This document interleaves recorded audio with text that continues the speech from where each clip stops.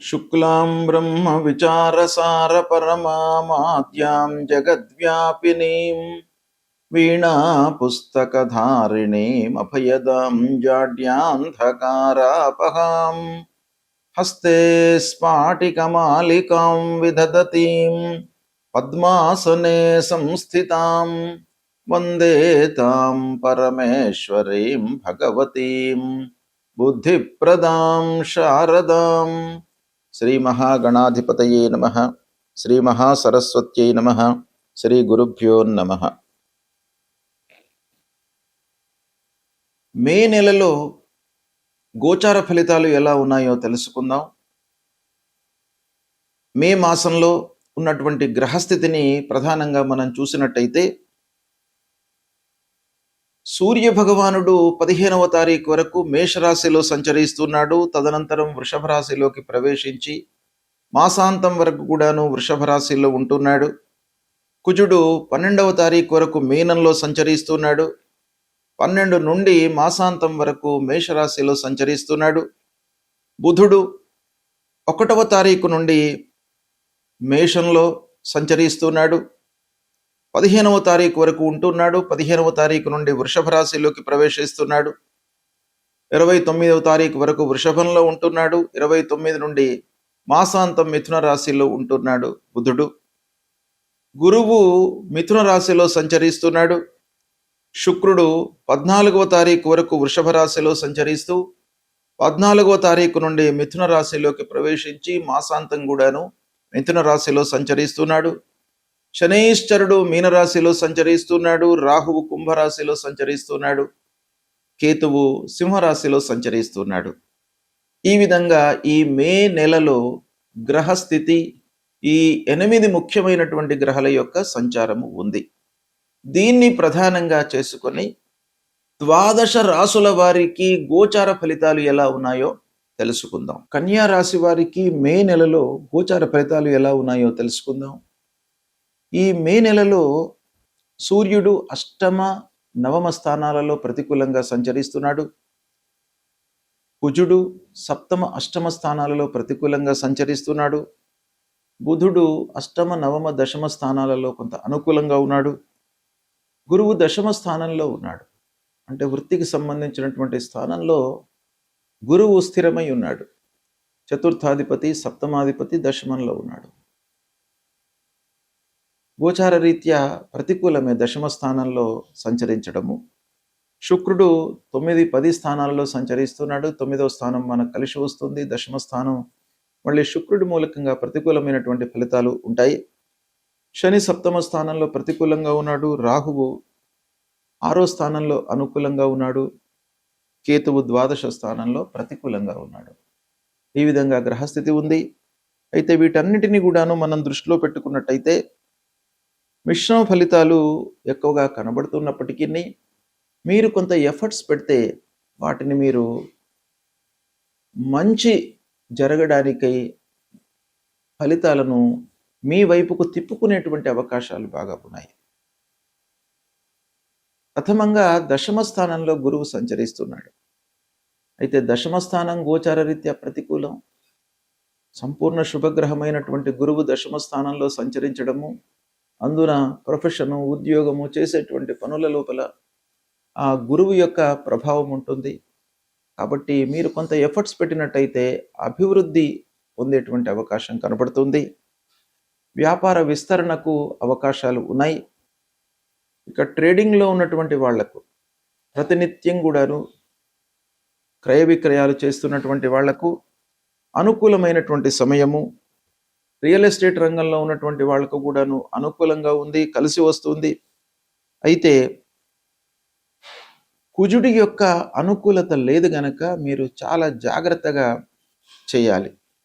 అంటే real estate వ్యాపారంలో ఉన్నటువంటి వాళ్లకు ఒక పక్కన కలిసి వస్తూనే ఒక పక్కన ప్రాబ్లమ్స్ క్రియేట్ అయ్యేటువంటి అవకాశాలు ఉన్నాయి.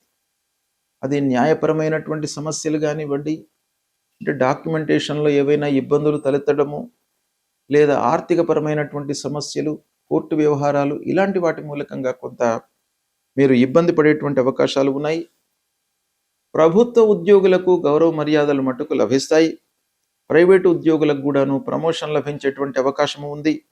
ఇక కళారంగంలో ఉన్నటువంటి వాళ్లకు గుర్తింపు లభిస్తుంది. వ్యవసాయ రంగంలో ఉన్నటువంటి వాళ్లకు మంచి ఫలితాలు గోచరిస్తున్నాయి ఈ మాసం లోపల.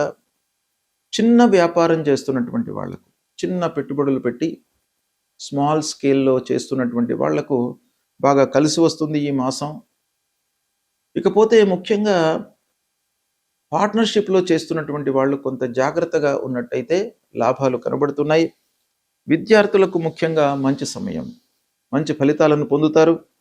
పరీక్షల లోపల విజయాన్ని పొందేటువంటి అవకాశాలు కనబడుతున్నాయి. విదేశీ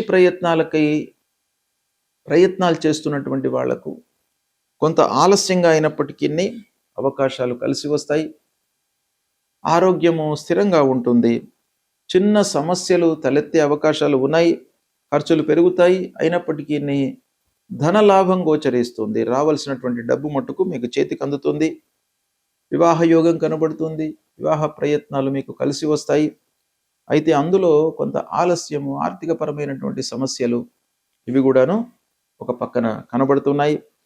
ప్రయాణాలు అనుకూలిస్తాయి. తద్వారా కార్యసాఫల్యం గోచరిస్తుంది. కోర్టు విషయంలో మీకు కలిసి వస్తుంది. చాలా రోజుల నుంచి పెండింగ్లో ఉన్నటువంటి పనులు ముందుకు వస్తాయి. ఓవరాల్గా చూసినట్టయితే మీకు మిశ్రమ ఫలితాలు ఉన్నప్పటికీ మీరు ఎఫర్ట్స్ పెట్టినట్టయితే మీకు అనుకూలమైనటువంటి ఫలితాలు ఎక్కువగా కలిగేటువంటి అవకాశాలు ఉన్నాయి.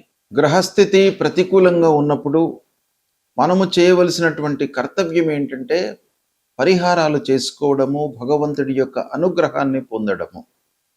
ఈ క్రమంలో పరిహారము అనగానే ఆ గ్రహానికి సంబంధించినటువంటి జపము, దానము ఇవి చేసుకోవడము. ప్రథమంగా సూర్యుడు ప్రతికూలంగా సంచరిస్తున్నటువంటి సమయం లోపల మనం ఏం చేయాలి? సూర్య భగవానుడికి సంబంధించినటువంటి మూల మంత్రాన్ని మనం జపించుకోవాలి.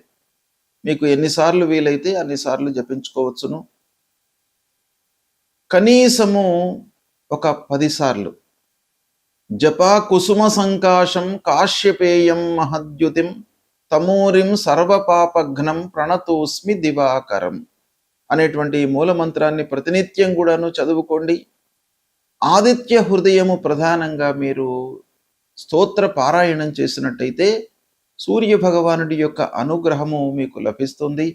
తద్వారా ఆరోగ్యము, మీ లోపల ఒక సంతోషము, ఆనందము, శారీరక రుగ్మతలు లేకుండా ఉండడము, ఇలాంటివన్నీ కూడాను ఆ సూర్య భగవానుడి మూలకంగా మీకు సమకూరుస్తుంది. కాబట్టి సూర్యుడికి సంబంధించినటువంటి చేయండి.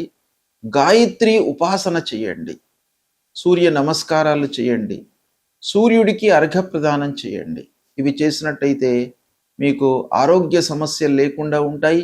ఆరోగ్యమే మహాభాగ్యం కాబట్టి సూర్యుడి యొక్క సంచారము మన పైన చాలా ప్రభావాన్ని చూపిస్తుంది. డైరెక్ట్గా మనకు ఆరోగ్యం పైన, ఆరోగ్యం ద్వారా మిగతావన్నీ కూడాను లింక్ అయి ఉంటాయి. కాబట్టి ప్రథమంగా ఆరోగ్యానికి ఉండడానికి సూర్య భగవానుణ్ణి మీరు సంతృప్తి కొరకై ఈ స్తోత్ర పారాయణం చేసుకోండి.